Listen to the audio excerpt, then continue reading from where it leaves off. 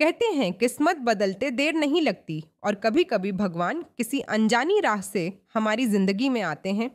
यह कहानी है एक बूढ़े ब्राह्मण की जो गांव के कोने में टूटी फूटी झोंपड़ी में अपनी पत्नी और बेटियों के साथ रहता था।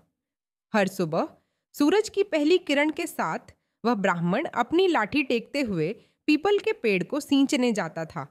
उसकी जिंदगी साधारण थी, लेकिन उसका मन बहुत श्रद्धालु और निर्मल था। पर एक दिन कुछ ऐसा हुआ जिसने उसकी पूरी दुनिया बदल दी। जैसे ही बूढ़े ब्राह्मण ने उस पीपल को पानी दिया, अचानक पेड़ की जड़ों से एक चमक उठी और उस चमक से निकलकर सामने आई एक सुंदर कन्या। उसकी आंखें सितारों जैसी चमक रही थीं, उसकी मुस्कान में अजीब सा अपनापन था और होठों से निकले शब्दों ने ब्राह्मण को हिला दिया। पिताजी, मैं आपके साथ घर चलना चाहती हूँ। ब्राह्मण चौंक गया। हर रोज वही दृश्य दोहराया जाने लगा। जैसे ही वह पेड़ सींचता, कन्या सामने आ खड़ी होती और कहती, पिताजी, मुझे अपने घर ले चलो। दिन दिन ब्राह्मण की हालत बिगड़ने लगी। एक दिन उसकी पत्नी ने पूछा, क्या बात है जी, इतने परेशान क्यों रहते हैं? तब आंखों में आंसू भरकर ब्राह्मण बोला, हर रोज पीपल से एक लड़की निकलती है और मुझे पिताजी कहकर घर चलने की बात करती है। पत्नी ने कहा, इसमें चिंता की क्या बात है? हमारी 6 बेटियां हैं, एक और सही।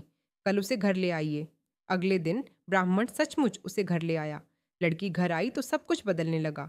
उस दिन ब्राह्मण आटा लेने गया और पहले से कहीं ज्यादा आटा मिला। जब पत्नी आटा छानने बैठी तो लड़की बोली, माँ लाओ, मैं छान देती हूँ। उसने आटा छाना तो आटा खत्म ही नहीं हुआ। फिर जब खाना बनाने का समय आया, लड़की बोली, माँ आज भोजन मैं बनाऊंगी। पत्नी ने रोका, ना बेटी, तेरे हाथ जल जाएंगे। लेकिन लड़की नहीं मानी। वह रसोई में गई और इतने स्वादिष्ट व्यंजन बनाए कि पूरे परिवार ने पहली बार पेट भरकर खाना खाया। पहले तो वे आधे पेट भूखे ही सो जाते थे। उसी रात बुढ़िया का भाई आया। उसने कहा, बहन, मुझे बहुत भूख लगी है। पत्नी परेशान हो गई, अब कहाँ से दूं? हम सब तो खा चुके हैं। तभी लड़की बोली, माँ चिंता मत करो, मामा के लिए मैं भोजन बनाऊंगी। और उसने रसोई में जाकर 36 व्यंजन बना डाले। मामा हैरान रह गया। जीवन में इतना स्वादिष्ट खाना मैंने कभी नहीं खाया।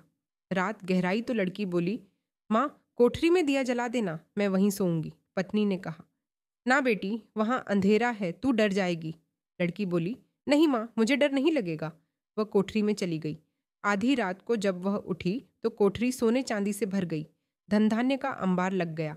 फिर लड़की चुपचाप घर से बाहर निकल गई। बाहर गली में एक आदमी सो रहा था। उसने लड़की को जाते हुए देखा और कहा, बेटी, इतनी रात को कहाँ जा रही हो? लड़की मुस्कुराकर बोली, मैं तो दरिद्रता दूर करने आई थी। अगर तुम्हें भी दरिद्रता से मुक्ति चाहिए तो घर जाओ। और उसके देखते ही उस आदमी का घर भी धन धान्य से भर गया। सुबह बुढ़िया उठी और कोठरी में देखने गई तो लड़की गायब थी। वह घबराकर ढूंढने लगी। तभी गली का आदमी बोला, वो कोई साधारण लड़की नहीं थी, वो साक्षात लक्ष्मी माता थी। यह सुनते ही बूढ़ा ब्राह्मण और उसकी पत्नी रो पड़े। उन्होंने हाथ जोड़कर कहा, हे माता लक्ष्मी, जैसे आपने हम पर कृपा की वैसे ही पूरे संसार पर अपनी कृपा बनाए रखना। जय माम लक्ष्मी। जय विष्णु भगवान।